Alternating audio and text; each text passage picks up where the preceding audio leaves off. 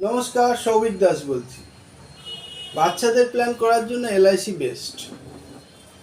এই ক্ষেত্রে আমরা অনেক সময় দেখছি যে পোস্ট অফিসের সুকন্যা সমৃদ্ধি যোজনাতে অনেকে ইনভেস্ট করছেন।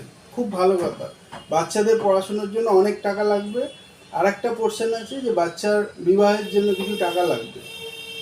তো সেই ক্ষেত্রে যেখানে যত টাকা জমানো যায়, শুধু সুকন্যা সমৃদ্ধি কেন, মিউচুয়াল ফান্ডেও যদি কিছু টাকা রাখা যায় অবশ্যই ভালো। কিন্তু আজকের ভিডিওটা করার উদ্দেশ্য হলো যে এলআইসি পলিসি আর যে সুকন্যা সমৃদ্ধি যে পলিসিটা আছে, মানে প্রকল্পটা আছে, সেইটার মধ্যে ডিফারেন্সটা একটু দেখিয়ে দিতে চাই।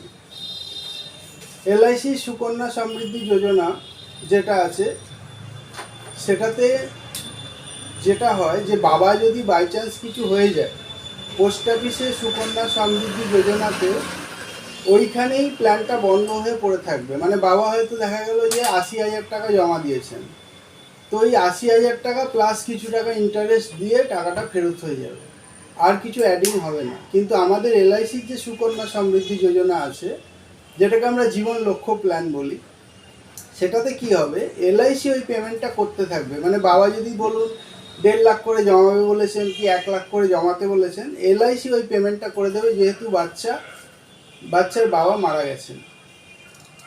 প্লাস প্রত্যেক বছর বাচ্চার পড়াশোনার জন্য ২ লাখ ৩ লাখ কি ১.৫ লাখ এরকম অ্যামাউন্ট কিন্তু প্রত্যেক বছর, যেটা সাম অ্যাসিওর চুজ করা হবে। মানে আপনি যদি ৫ লাখের পলিসি নেন, তাহলে ৫০,০০০ টাকা করে যতদিন না বাচ্চাটা বড় হচ্ছে ততদিন পর্যন্ত আসবে। প্লাস আপনার হচ্ছে যেটা ম্যাচুরিটি অ্যামাউন্ট বলা হয়েছিল, সেই টাকাটাও আসবে। এইটার সঙ্গে অ্যাক্সিডেন্ট বেনিফিটটা অ্যাড থাকবে। মানে বাই চান্স যদি ফাদার্সের অ্যাক্সিডেন্টে কিছু হয়, সেই ক্ষেত্রে কিন্তু আবার ওই যে সাম অ্যাসিওরটা আছে, মানে ১০ লাখ টাকার পলিসি হলে ১০ লাখ টাকা, ৫ লাখ টাকার পলিসি হলে ৫ লাখ টাকা, সেটা পাওয়া যাবে। তাহলে ফার্স্ট পয়েন্ট কী থাকছে, যে প্রিমিয়ামটা আমরা এলআইসির তরফ থেকে দিয়ে দেবো। সেকেন্ড পয়েন্ট হচ্ছে বাচ্চার পড়াশুনোর জন্য একটা অ্যামাউন্ট আসবে বাড়িতে প্রত্যেক বছর। থার্ড নাম্বার কী থাকছে, ফুল ম্যাচুরিটি ভ্যালুটা আপনি পেয়ে যাচ্ছেন।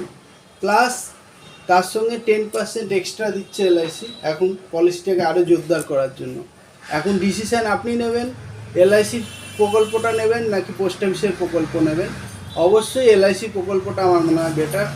ভালো থাকবেন, নমস্কার।